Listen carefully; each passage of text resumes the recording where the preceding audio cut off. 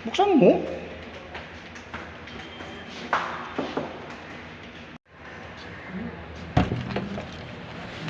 Tao dyan.